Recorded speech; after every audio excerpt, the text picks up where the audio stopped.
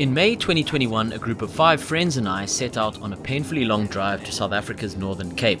The trip's purpose was a 2-day staged trail run, 37 kilometers in Ograbi's Falls National Park along the Orange River. Let's meet the crew. That's me, so you know who to blame the shaky camera work on. Pips is a bundle of energy with a resting smiley face.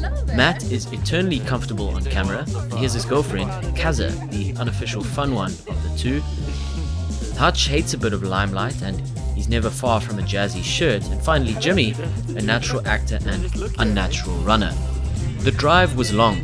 We made our own fun and eventually Jim got us there safely, remarkable considering the number of naps he took. Our first port of call? The Falls. There is a famous African waterfall which the locals call the Smoke That Thunders. It's not this one, but I think that's a pretty cool name. It really is beautiful. Through time, great volumes of water have carved a smooth path through the arid granitic landscape, not unlike many other rivers. Sunsets are still spectacular and full of red wine. In truth, there's not a hell of a lot to do in the park. Our first full day included 2 rusks and a breakfast picnic, a short hike to find only that swimming in the orange is illegal, a real-life Klipspringer, and race pack collection. Suddenly, it was race day. We woke before the sun and made our way to the event. Access to the race start was excellent and intuitive. All we had to do was drive a little, then a brisk walk, followed by a small ferry crossing, a brief wait to ensure the race would be run in the heat of the day, then we jumped on a bus and finally waited again. 3, 2, 1 and off you go. Day 1 was just under 20 kilometers and remarkably flat for a trail run. Just one lowly 180 meter climb in the middle meant for a fast day out. 7.5 in, feeling good. The race organizers were proud to announce that we were running where humans had likely never set foot, which made it all the more strange that the entire route was accurately marked every 20 meters.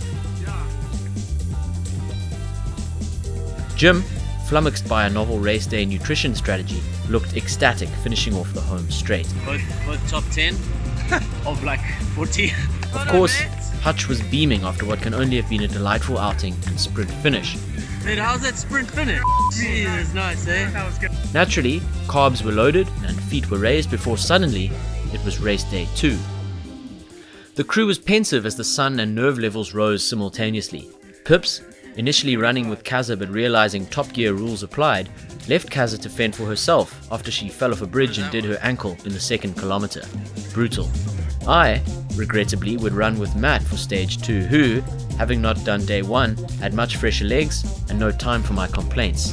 Day 2 was objectively tougher, slightly shorter at 17 kilometers with 400 meters of elevation gain, but underfoot rocky and sandy in equal share. 1 hour in, about 8.5 Ks, legs are feeling it.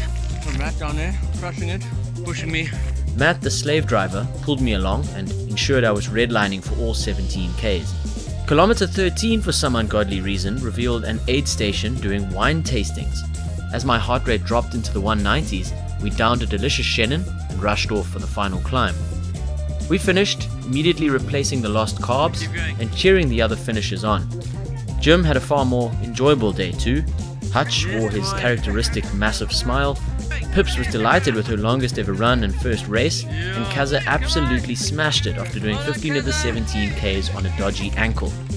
That night, another cracking sunset and depleted energy levels ensured dinner was one of the more boring events any of us had ever attended. One last look at the falls, before in the morning facing the 10-hour drive in reverse. Figuratively, of course.